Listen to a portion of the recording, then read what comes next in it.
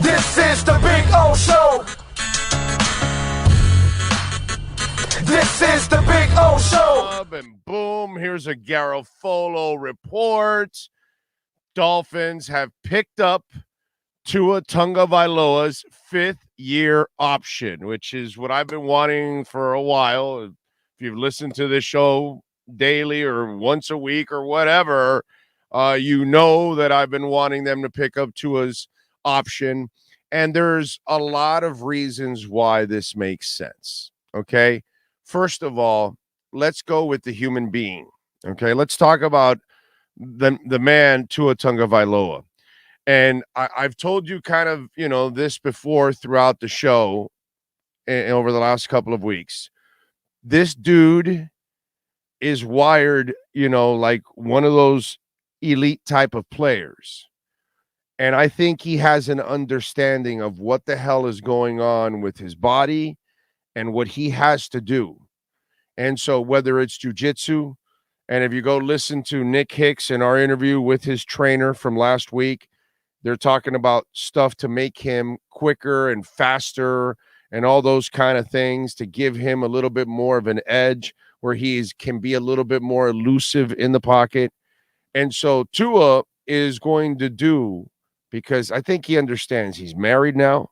He's got a child. He's the face of a franchise. He's got people that believe in him. Okay? And so, again, let's talk about the human being now. Because, people are just going to talk the bullshit numbers and all that. We'll get to that. But here, this guy has a place where the front office drafted you. So they believe in you. Chris Greer believes in you. Marvin Allen believes in you. Reggie McKenzie believes in you. Okay, so you've got the front office. You almost were cock-blocked by the owner trying to do the Brady stuff, the former head coach that wanted Watson. All that stuff is out the door. It's been pushed out.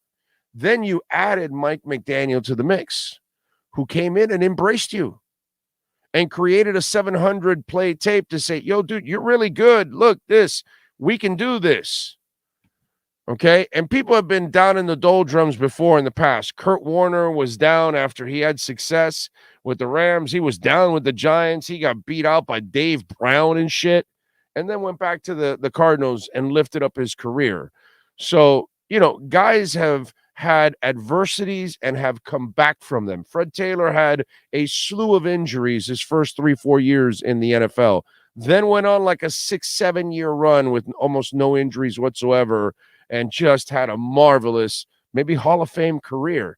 So guys have had their ups and downs. And Tua obviously, had a lot of rough patches early on because he didn't have support. He has the support now. Do you think he wants to ruin that? No. So he's got a wife. He's got a child. He's got his family. He's got to lead a football team. He cares about his players. You saw him in the end zone in that game when they clinched, and he was there to congratulate everybody, and he was into it because he's an all-out team player. And so you got the guy that is wired the right way, wired to win, to do whatever he has to do. Dwayne Wade got older, got slower because of that knee. He adjusted his game because that's what he had to do in order to extend his career. So I believe Tua is going to work like an animal this offseason to do everything he has to do, from neck exercises to jiu-jitsu to improving his quickness in small areas, which you can do those things. Nick explains it. Just go to the interview from last week and you'll get, a little bit more information on it. And so I think he's going to do all those things. So then if he understands this, which I truly feel he does now at this point, and he goes out there and is able to take care of his body. Okay, remember last year and the year before and all that stuff, but last year he took the normal football hits and he got up. This is all about the bad luck with the head trauma stuff, which wasn't really an issue throughout his career. So if he can take care of himself that way and get rid of the football, then all of a sudden he goes out there and he plays, a complete season, whatever, 16 out of 17. Then he's going to command big time money. 22.1 is garbage. Garbage. Let me put it in perspective. Years ago, I don't know how long it was already, like 7, 8 years ago already? 9 years ago? I'm not exactly sure. Maybe not 9, but about 7, right? Maybe 6, 7. They gave Tannehill a new contract, remember? And it started at 17 million. And we were all freaking out like, oh my God. And that was the market then, unfortunately. So I had to give the guy the money. You know what I mean? Really, whatever. But that's another conversation. I'm not going to ruin this one, this great news with that crap. But my point is 22-1 now is what the contract is. Come on, man. Are you kidding me? You're going to have to pay a lot more if you don't tag him. If you don't give him the 5th-year option, then you got to franchise him, and then now you're pushing high 30s, mid 30s to high 30s. And again, remember what I've told you. You saw them clear up all this cap space now. They're making moves. They're not, this isn't a rebuild. This is a team that made it to the playoffs and almost beat the Bills, and they were loaded with injuries and on their 3rd-string quarterback. So they plan on coming back with pretty much the same team they had, adding another stud free agent or two. Okay? And I think you're going to have other players around the league that are maybe at the back end of their careers and are pretty good players. They're going to take a little less money to come here too now because they're going to see what's brewing here. Because I think a lot of people, remember what I've told you throughout the show, don't allow the crap from the media on the periphery trying to fill your shit up with Aaron Rodgers and Derek Carr and Garoppolo and every name that they mentioned over the last few months. None of it was going to happen. We broke the story first than anybody else. 2 days after the season ended, we told you Tua was the plan moving forward. Okay? I respect the people that broke their stories this week, and that's fine and that's great, but they're way late on that shit. We told you that they were moving on with Tua. So don't listen to these people. Don't listen to people that are telling you about this team, that they're light years away, and oh my God, same old Dolphins. That's a bunch of crap. This is a really good football team that had a bunch of bad luck last year. And that's the stuff that needs to shake from the trees. The bad luck. You get the bad luck out, and the Dolphins are going to have one hell of a football season next year. And picking this up because, okay, here's another thing that people won't be looking at. Because you're now opening up cap space because you're going for it. This year and next year, you're going to see them do this. They're going to mortgage the future because they're going to make a run now before you got to pay Jalen Phillips, before you got to pay Waddle, before you got to pay Tua, and you got to give those guys the big salaries. They're all first rounders. They all can go into their 5th year, and you can extend it, and so you can buy yourself some time. But you've got to make the run this year and next year. And then after that, the crap is going to hit the fan. 3 years from now, the crap will hit the fan. So you've got these next 2 years pretty much to make a run with Tua and all these young cats and try to get it done. Okay? And since you're opening up all that cap space, it's because you're trying to make that run. Now, doing this buys you an extra year now.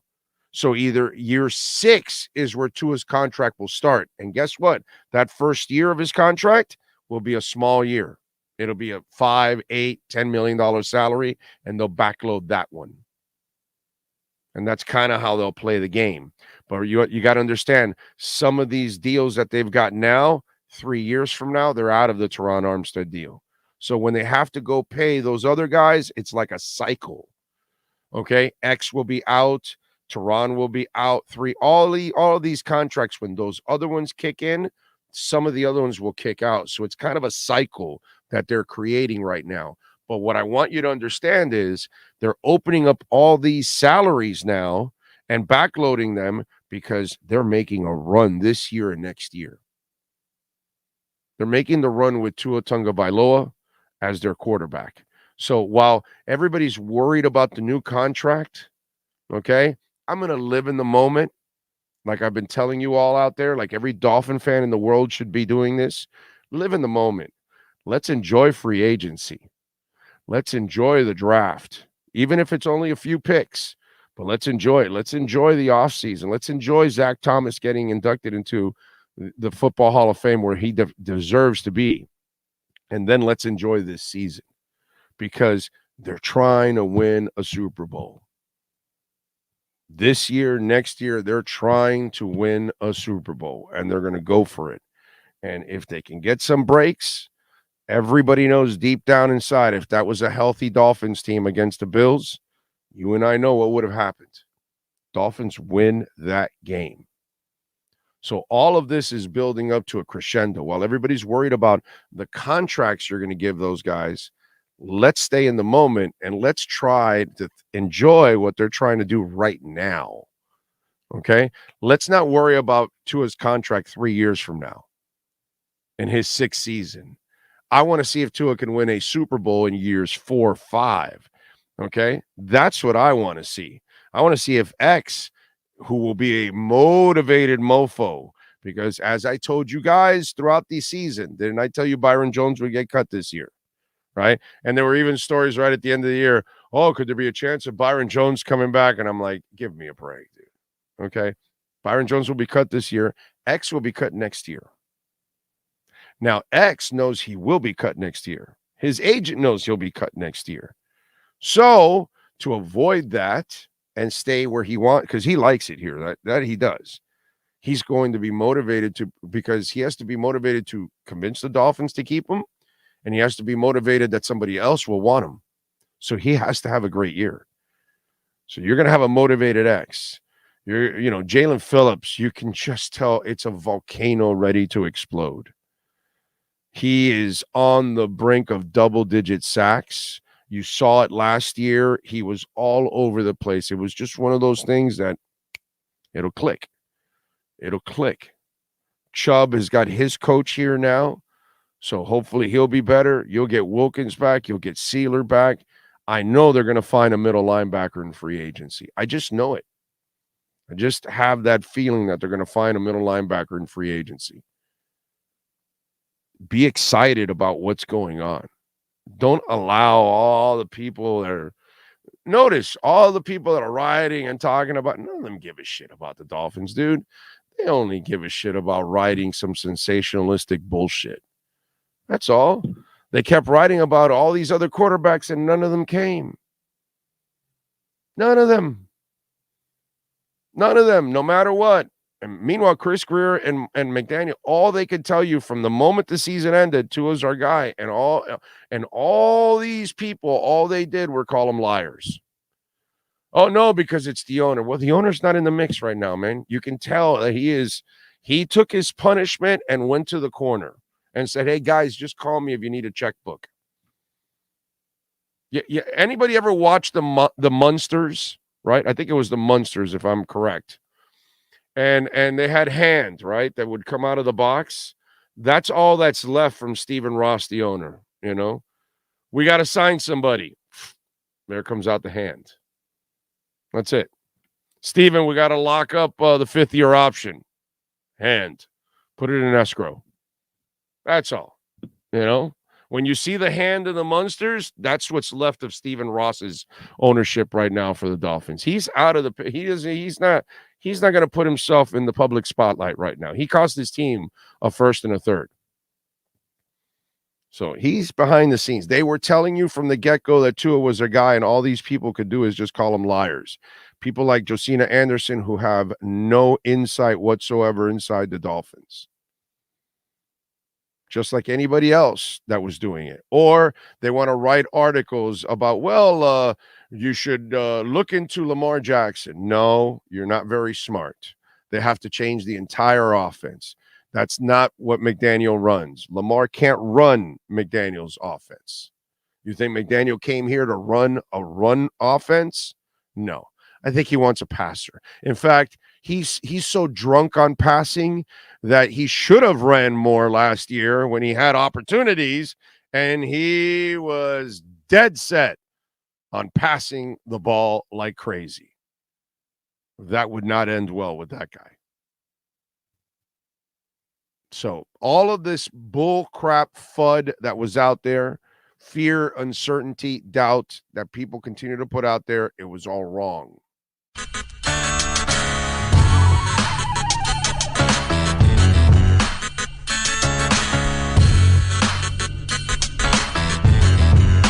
This is the Big O Show. This is the Big O Show.